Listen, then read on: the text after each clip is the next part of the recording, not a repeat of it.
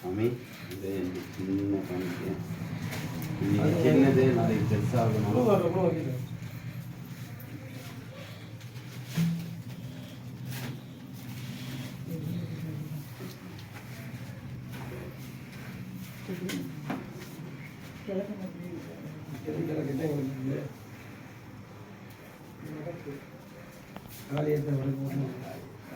காலையில்